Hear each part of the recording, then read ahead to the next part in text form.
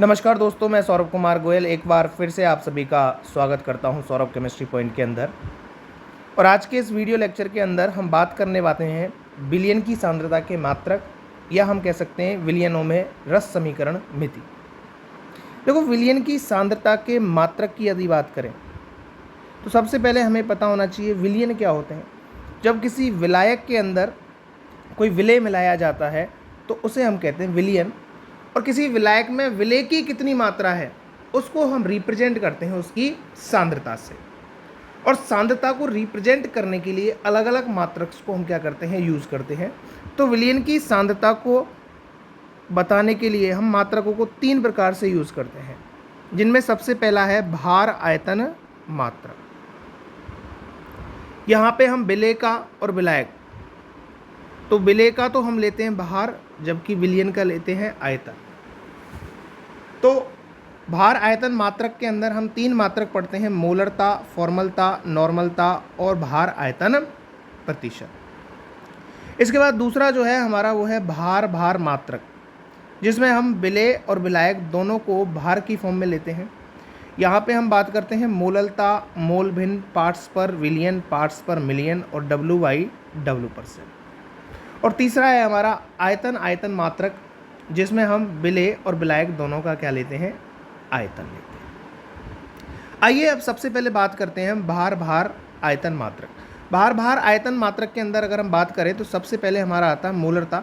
मोलरता का मतलब होता है कि 1 लीटर विलियन के अंदर कितने, 1 लीटर विलियन के अंदर विलेय के मोलों की संख्या। किसके मोलों की संख्या बेटा, विलेय के मोलों की संख्या। 1 लीटर विलियन के अंदर घुले हुए विलेय के मोलों की संख्या को हम उस विलियन की क्या कहते हैं बेटा, मोलरता। मोलरता को m के द्वारा प्रदर्शित करते हैं, और मोलरता की जो इकाई होगी वो क्या होगी, मोल पर लीटर। मोल पर लीटर, क्योंकि हमें पता है मोलरता को m से रिप्रेजेंट करते हैं, जिसका फॉर्मूला क्या बनेगा, विलेय के मोलों की संख्या। विलेय के मोलों की संख्या को मैंने रिप्रेजेंट कर दिया माना कि n से, और विलियन का आयतन क्या, v, यानी मोलरता बराबर क्या हो जाएगा, n/v। आइए, मोलरता बराबर क्या हो जाएगा, विलेय के मोल अपॉन में विलियन का आयतन लीटर। यदि हम जो विलियन है उस विलियन को लीटर में, ml में ले लें, किस में लें, ml में, तो हमें वहाँ 1000 से क्या कर देना है, गुणा। अब हमें पता है विलेय के मोल, विलेय के मोल बराबर फॉर्मूला होता है क्या, विलेय की मात्रा ग्राम में अपॉन में विलियन का मोलर द्रव्यमान। तो हमने यहाँ इस विलेय के मोल की जगह क्या पुट कर दिया, विलेय की मात्रा ग्राम में अपॉन में विलेय का मोलर द्रव्यमान, और n2 गुणा कर दिया क्या, विलियन का आयतन किसमें, लीटर। क्योंकि हमें पता है मोल बराबर क्या होता है, पदार्थ की ग्राम में मात्रा अपॉन में पदार्थ का अनुभार या मोलर द्रव्यमान। यदि मैं इस विलियन को किस में लेता हूँ, ml में लेता हूँ, तो कितने से गुणा कर दूंगा, 1000 से। तो मेरे पास मोलरता का फॉर्मूला बन के आ गया क्या, विलेय की मात्रा ग्राम में अपॉन में विलेय का मोलर द्रव्यमान इंटू विलियन का आयतन ml में इंटू 1000। क्लियर है। अब एक क्वेश्चन करके हम देखते हैं। हमारे पास क्या है, 20 ग्राम NaOH है। कितने ग्राम NaOH है बेटा, 20 ग्राम NaOH है, जिसको हमने कितने ml में घोला, 500 ml में। तो हमें विलियन की मोलरता ज्ञात करनी है। तो हमें पता होना चाहिए NaOH का मोलर द्रव्यमान कितना होगा बेटा, 40, क्योंकि सोडियम का होता है 23, ऑक्सीजन का 16 और हाइड्रोजन का होता है 1। तो मोलर द्रव्यमान कितना हो गया NaOH का, 40। और हमें इसकी ग्राम में मात्रा कितनी दे रखी है, 20। विलियन का आयतन कितना दे रखा है, 500 ml में दे रखा है, इसलिए कितने से गुणा करना है, 1000 से। हमने फॉर्मूले में मान रखा विलेय की ग्राम में मात्रा 20, विलेय का मोलर द्रव्यमान 40, विलियन का आयतन 500 और गुणा कर दिया कितने से, 1000 से। हमारे पास विलियन की मोलरता निकल के आ गई क्या, 1 मोल पर लीटर। आइए बात करते हैं नेक्स्ट क्वेश्चन की। नेक्स्ट क्वेश्चन के अंदर अगर हम देखें, उस विलियन की मोलरता ज्ञात कीजिए जिसमें 5 ग्राम NaOH को 450 ml विलियन में घुला गया है। तो देखिए यहाँ पे NaOH का जो मोलर द्रव्यमान है वो हमारा कितना आएगा, 40 आएगा। और यहाँ पे हमें ज्ञात क्या करना है भैया, विलियन की मोलरता ज्ञात करनी है। तो मोलरता ज्ञात करनी है तो हमारे पास ग्राम में मात्रा 5 ग्राम दे रखी है। जो हमारे पास आयतन दे रखा है वो कितना दे रखा है, 450 ml है। और जो विलेय का मोलर द्रव्यमान है वो कितना है, 40, गुणा कितने से करने था, 1000 से। तो बताओ हमारे पास कितने मोल आ गए, 0.278 मोल। आइए उसके बाद बात करते हैं मोलरता समीकरण की। देखो मोलरता समीकरण क्या होता है, जब हमारे पास कोई सॉल्यूशन है उसको हम जब डाइल्यूट कर देते हैं तो वहाँ एक समीकरण हमारे पास होता है M1V1 बराबर M2V2। यहाँ पे यदि हमें किसी एक सॉल्यूशन का आयतन और उसकी मोलरता पता है तो हम दूसरे सॉल्यूशन की मोलरता को क्या कर सकते हैं, कैलकुलेट कर सकते हैं। यदि हम दो विलयनों को मिश्रित करते हैं तो जो नया विलयन बनेगा वो बराबर होगा किसके, M3B3 के, यानी कि M1B1 बराबर M1B1 प्लस M2B2 बराबर होगा किसके, M3B3 के। यहाँ से हम जो नया विलयन बना है उसकी क्या कैलकुलेट कर सकते हैं, मोलरता कैलकुलेट कर सकते हैं। आइए कुछ न्यूमेरिकल्स के थ्रू देखते हैं। हमारे पास एक 30 ml 0.5 मोल का H2SO4 है जिसको 500 ml चालू करने पर विलयन की क्या निकालनी है हमें, मोलरता। अब देखिए यहाँ पे हमारे पास जो समीकरण यूज आएगा वो आएगा मोलरता समीकरण।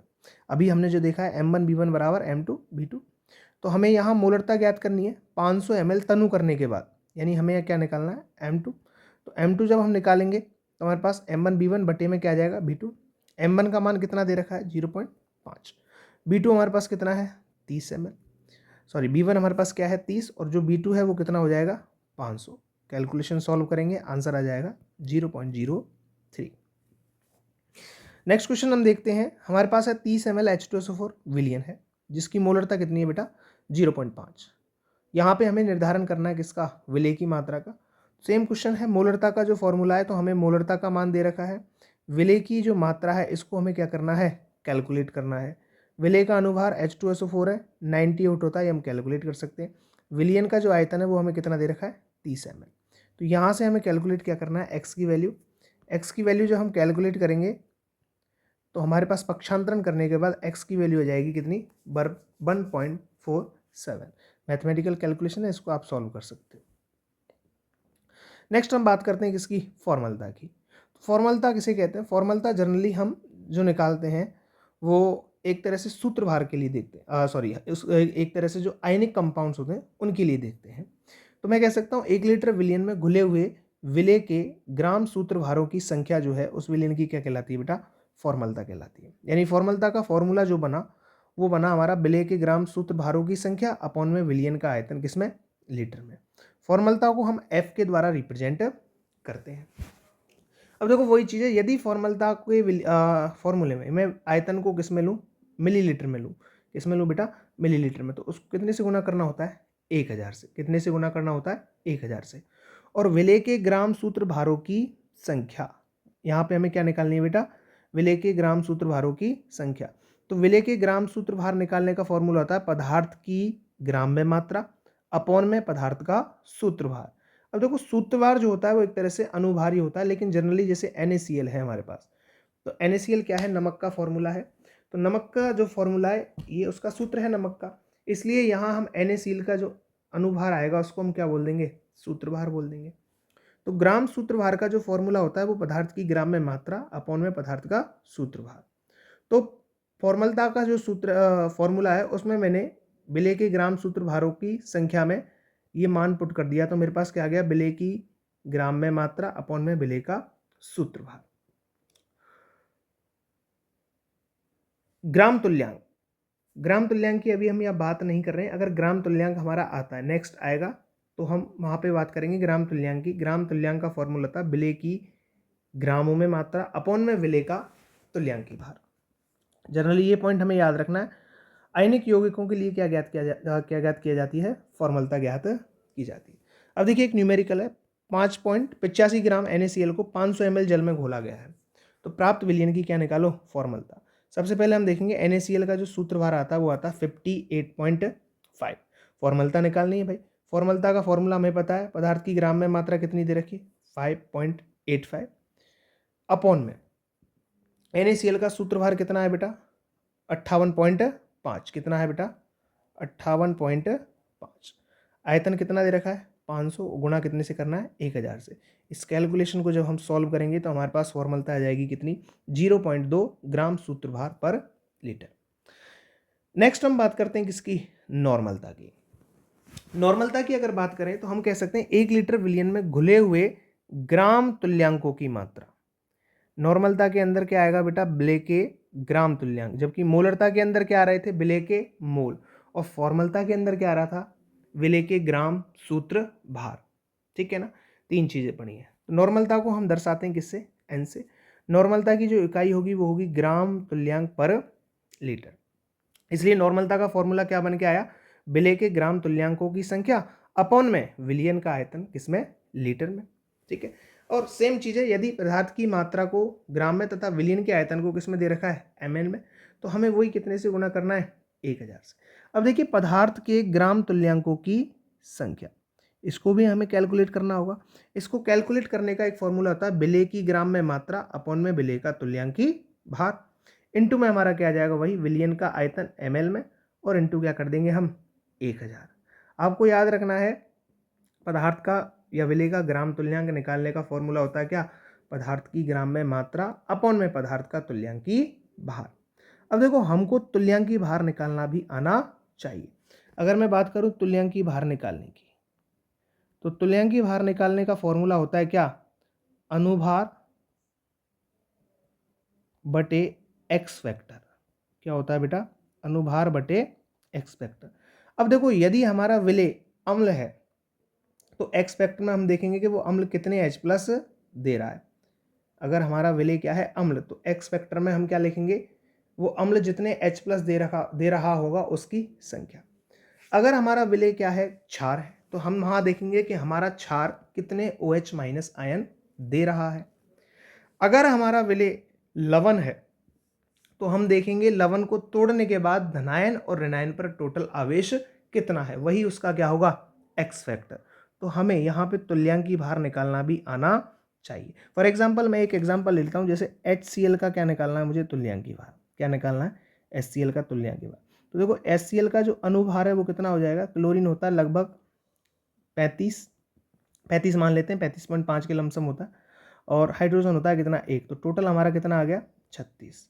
अब देखो HCl को तोड़ने पर किस में टूट रहा है, H प्लस और Cl माइनस में। तो कितने H प्लस आयन दे रहा है, 1, और HCl क्या है, अम्ल, इसलिए हमारे पास तुल्यांकी भार कितना आएगा, 36/1। तो HCl का तुल्यांकी भार कितना आ गया, 36। इस तरह से हम किसी भी क्षार का, लवण का और अम्ल का क्या निकाल सकते हैं, तुल्यांकी भार। आइए एक क्वेश्चन से हम देखते हैं। हमारे पास 20 ग्राम क्या है, Na2CO3। कितने ग्राम है बेटा, 20 ग्राम, जिसको 500 ml जल में घोलने पर प्राप्त विलयन की क्या निकालनी है, नॉर्मलता निकालनी। अब देखो सबसे पहले मैंने निकाल लिया Na2CO3 का क्या अनुभार कितना आ गया, 106, क्योंकि सोडियम का कितना होता है 23, 2 सोडियम है इसलिए कितना हो गया 40, कार्बन का होता है 12, और ऑक्सीजन कितने 3, इसलिए 48। Na2CO3 क्या है, एक लवण है। Na2CO3 क्या है, एक लवण है। जब इस लवण को मैंने तोड़ा किसमें टूट गया, 2Na प्लस CO3 माइनस 2। तो इस Na2CO3 का सबसे पहले मैं क्या निकाल लेता हूँ, तुल्यांकी भार। तो इसका अनुभार कितना है, 106। अब देखो अगर आप धनायन देख रहे हो तो टोटल कितने, 2, और ऋणायन देख रहे हो तो भी टोटल चार्ज कितना है, 2। तो 106 में 2 का भाग दिया, मेरे पास कितना आ गया, 53 आ गया। अब हमें इसकी क्या निकालनी है, नॉर्मलता। नॉर्मलता का फॉर्मूला क्या होगा, पदार्थ की ग्राम में मात्रा कितनी है, 20 बेटा, कितनी है, 20। बताओ इसका तुल्यांकी भार कितना आया, 53। इसका आयतन कितना दे रखा है, 500, और ml में है इसलिए कितने से गुणा करना है, 1000 से। इसको सॉल्व करोगे कितना आंसर आ जाएगा, 0.75 ग्राम तुल्यांक पर लीटर। ठीक है, नेक्स्ट चलते हैं। नेक्स्ट आता है हमारा द्रव्यमान आयतन परसेंट। द्रव्यमान आयतन परसेंट का सीधा फॉर्मूला है क्या, विलेय का द्रव्यमान किसमें, ग्राम में, अपॉन में विलयन का आयतन ml में, और कितने से गुणा करना है, 100 से, क्योंकि यहाँ हम क्या निकाल रहे हैं बेटा, परसेंट। देखिए एक क्वेश्चन से देख लेते हैं। मेरे पास कितना ग्राम NaCl है, 20 ग्राम। कितने जल में घोला है हमने, 500 ml। तो प्राप्त विलयन का W/V% कितना आ जाएगा बताओ, 20 ग्राम विलेय है, 500 ग्राम में घोला है, कितने से गुणा करना है, 100 से। कितने बार कट गया, 5 बार। कितना आंसर आ गया, 4%। सीधा सा ये हमारे पास क्या आ गया, W/V%। अब देखो अगले आते हैं हमारे पास भार मात्रक, जिसमें विलेय भी किस में लेंगे, विलेय का भी हम क्या देखेंगे, भार, और विलायक या विलयन का भी हम क्या देखेंगे, भार। तो भार मात्रक में हमारा वेरी मोस्ट इंपॉर्टेंट क्या है, मोललता। क्या है बेटा, मोललता। देखो मोलरता को हम रिप्रेजेंट करते हैं m से, जबकि मोललता को हम रिप्रेजेंट करते हैं स्मॉल m से। किससे, स्मॉल m से। देखो मोललता की परिभाषा क्या है कि 1 किलोग्राम विलायक में, कितने में, 1 किलोग्राम विलायक में घुले हुए विलेय के मोलों की संख्या उस विलयन की क्या कहलाती है बेटा, मोललता कहलाती है।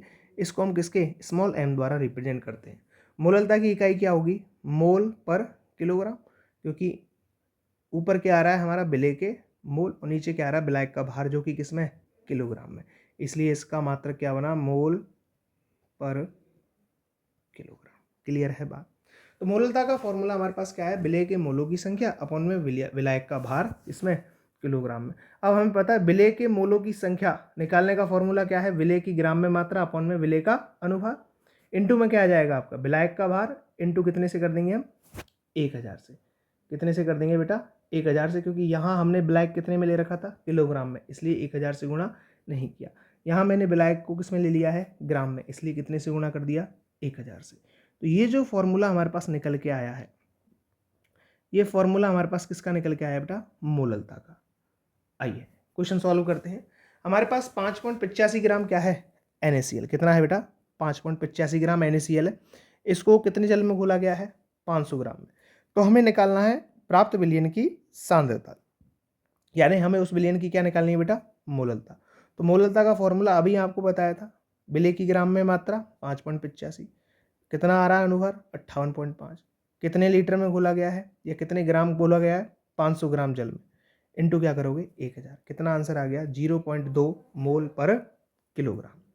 ठीक है, अब 0.2 मोल पर ग्राम का मतलब क्या हो गया, इसका मतलब क्या हो गया बेटा कि 1 मोल पर किलोग्राम KCl के जलीय विलयन, जैसे मैंने एक एग्जांपल ले रहा हूं मैं, 1 मोल पर किलोग्राम KCl के जलीय विलयन से तात्पर्य यह है कि 1 मोल KCl को, कितने मोल को, 1 मोल KCl को कितने में घोला गया है, 1 किलोग्राम जल में घोला गया है। कितने ग्राम में, 1 किलोग्राम जल में घोला गया है।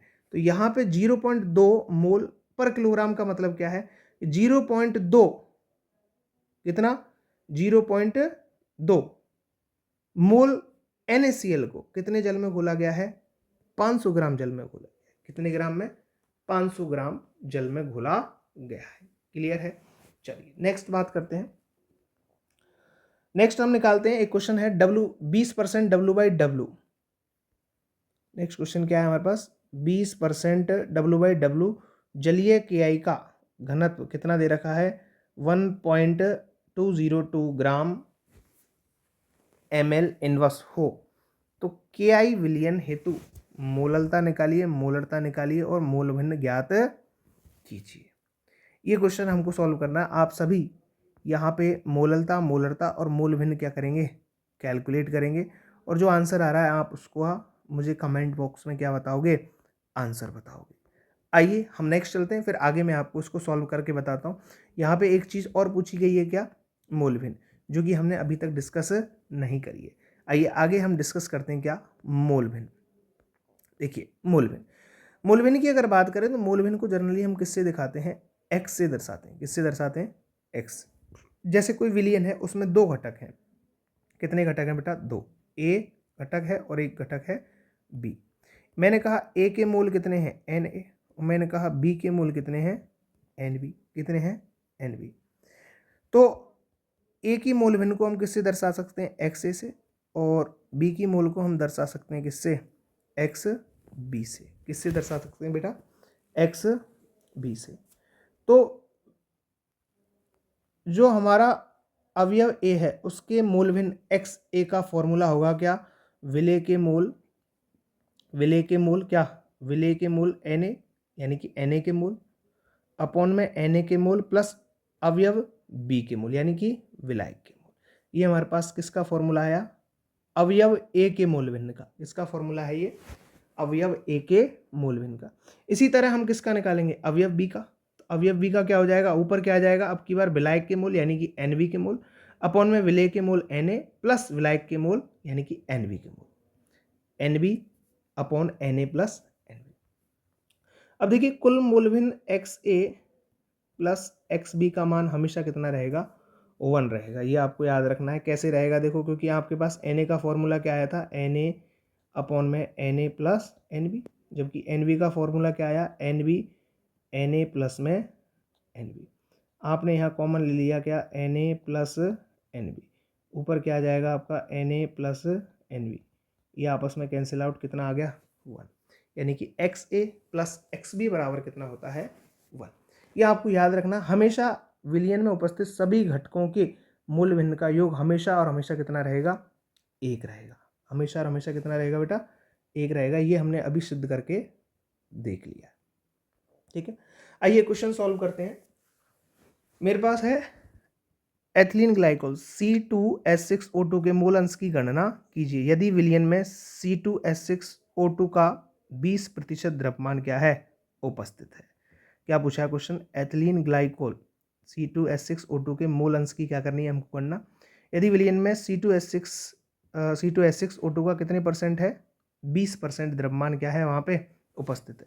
तो देखो कुल विलयन का द्रव्यमान कितना है, 100 ग्राम। कितना है, 100 ग्राम। इसका मतलब एथिलीन ग्लाइकोल विलेय है, उसका द्रव्यमान कितना रहेगा, 20 ग्राम। तो हमारा जो ब्लैक है उसका द्रव्यमान कितना बच गया, 80, क्योंकि टोटल कितना है 100, 20 क्या है आपका एथिलीन ग्लाइकोल, तो जल का कितना बच गया, 80 ग्राम। अब देखिए जो एथिलीन ग्लाइकोल है C2H6O2 है, इसका मोलर द्रव्यमान कितना आता है, 62। कितना आता है बेटा, 62। तो हम यहाँ से एथिलीन ग्लाइकोल के मोल निकाल सकते हैं। एथिलीन ग्लाइकोल के मोल निकालने का फॉर्मूला क्या है, पदार्थ की ग्राम में मात्रा अपॉन में पदार्थ का अनुभार।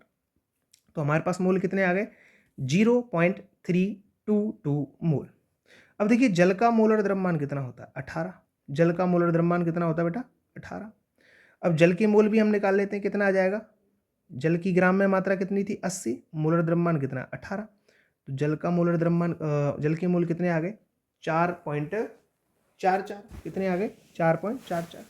अब हमें क्या निकालना है, एथिलीन ग्लाइकोल के मोल अंश। तो बताओ एथिलीन ग्लाइकोल के मोल कितने आए थे, Na 0.322 अपॉन में, भाई हमारे पास मोल भिन्न निकालने का फॉर्मूला यही है, Na प्लस Nb। यहाँ Na क्या है, एथिलीन ग्लाइकोल के मोल, और Nb क्या है, जल के मोल। तो एथिलीन ग्लाइकोल के मोल कितने आए, 0.332 प्लस जल के मोल कितने आए, 4.444। सॉल्व करने पर हमारे पास आंसर कितना आ गया, 0.067। ठीक है, इसी प्रकार जल के मोल अंश निकालने, तो ऊपर क्या आ जाएगा हमारे पास, जल के मोल अपॉन में एथिलीन ग्लाइकोल के मोल प्लस जल के मोल। इसको सॉल्व करने पर कितना आ जाएगा, 0.933। चलिए नेक्स्ट क्वेश्चन हम देखते हैं। हमारे पास दिया है एक मिश्रण है और मिश्रण में 36 ग्राम जल है, 40 ग्राम क्या है, एथिल एल्कोहल है, और 32 ग्राम क्या है, मेथिल एल्कोहल है। तो प्रत्येक का आपको क्या निकालना है, मोल अंश। ठीक है, तो सबसे पहले मैं मिश्रण में हमारे पास क्या है, 36 ग्राम जल, 36 ग्राम जल है, इसका मतलब जल का क्या निकाल लेता हूँ मैं, मोल। तो मोल जल की ग्राम में मात्रा अपॉन में जल का मोलर द्रव्यमान, कितने मोल आए, तो। इसी तरह एथिल एल्कोहल का निकालूंगा, तो देखो एथिल एल्कोहल की ग्राम में मात्रा कितनी दे रखी है, 46, और इसका मोलर द्रव्यमान कितना होता है एथिल एल्कोहल का, 46। तो इसके मोल कितने आ गए, 1। इसी तरह मैं देख लूँगा किसका, मैथिल एल्कोहल का। तो मैथिल एल्कोहल की ग्राम में मात्रा कितनी है बेटा, 32 दे रखी है, अनुभार कितना है इसका, 32। तो इसके मोल भी कितने आ गए, 1। अब सबसे पहले मैं मोल में निकाल लेता हूँ किसकी, जल की। तो क्या रहेगा फॉर्मूला, जल के मोल अपॉन में जल के मोल प्लस एथिल एल्कोहल के मोल प्लस मैथिल एल्कोहल के मोल। तो जल के मोल कितने हैं, 2, जल के mole plus ethyl alcohol plus methyl alcohol, यानी कि XH2O, यानी कि जल के मोल भिन्न कितने आ गए हमारे पास, 0.5। इसी तरह हमारे पास फिर एथेनॉल के आ जाएंगे, एथिल एल्कोहल के आ जाएंगे, कितने आ जाएंगे, 0.25, और मैथेनॉल के आ जाएंगे कितने, 0.25। ठीक है, ये क्वेश्चंस आप खुद से सॉल्व कर सकते हैं। इसमें भी हमें सेम क्या निकालना है बेटा, मोल भिन्न निकालना है उसी तरीके से।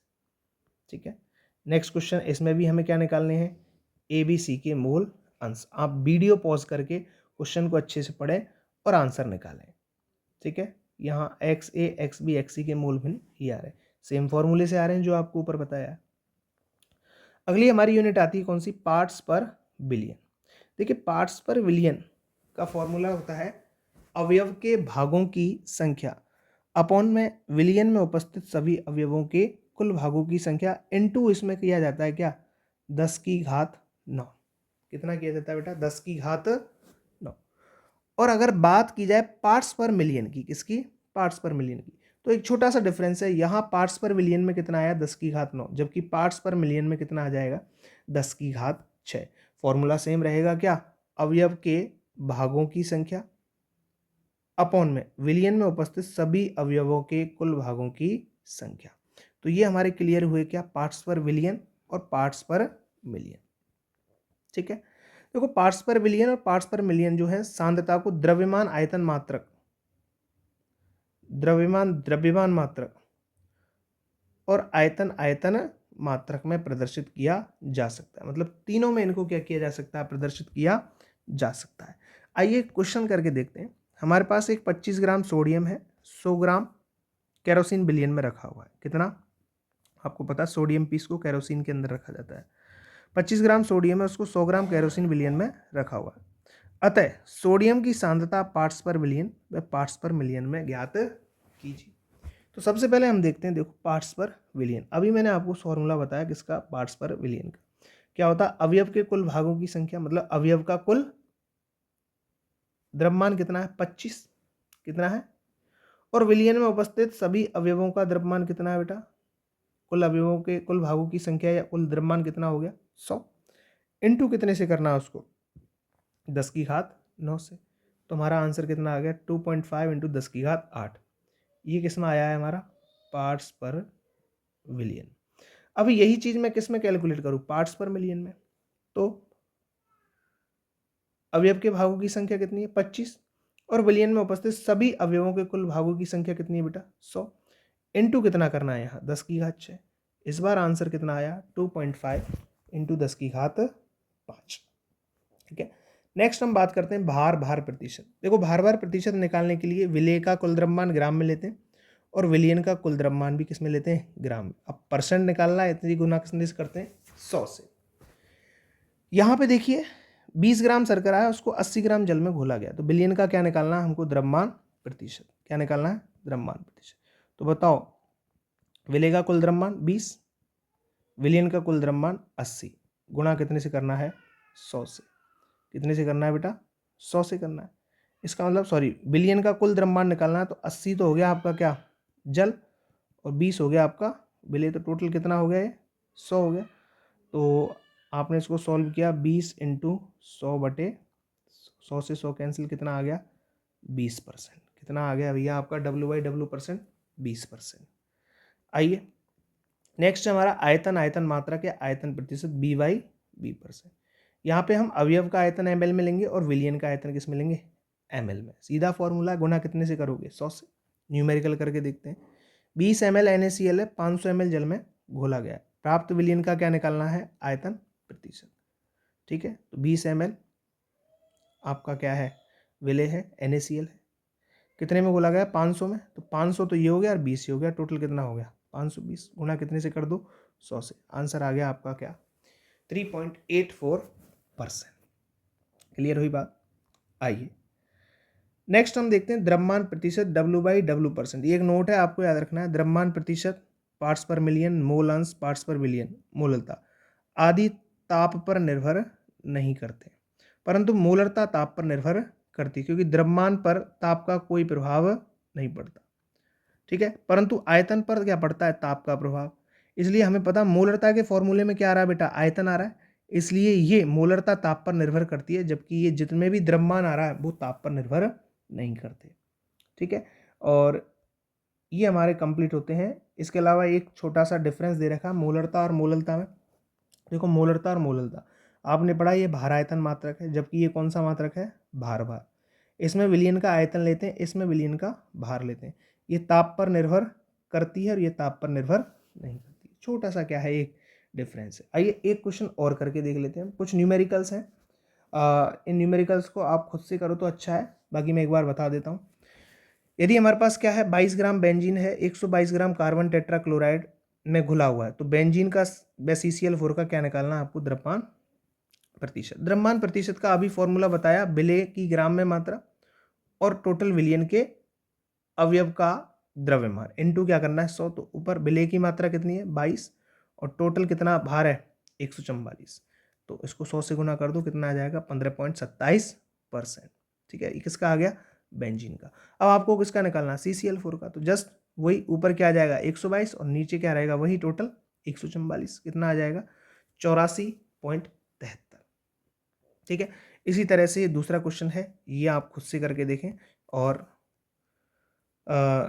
इस तरह के और भी क्वेश्चन सॉल्व करने की कोशिश करें। आई होप कि आपको जो आज मैंने बताया अच्छे से समझ में आया होगा। एक शॉर्ट वीडियो मैंने आपको बताई और इसके अंदर हमने विलयन की सांद्रता के जितने भी मात्रक थे वो सभी डिस्कस करें। आई होप आपके समझ में आया होगा। मिलते हैं नेक्स्ट वीडियो में। Thank you so much.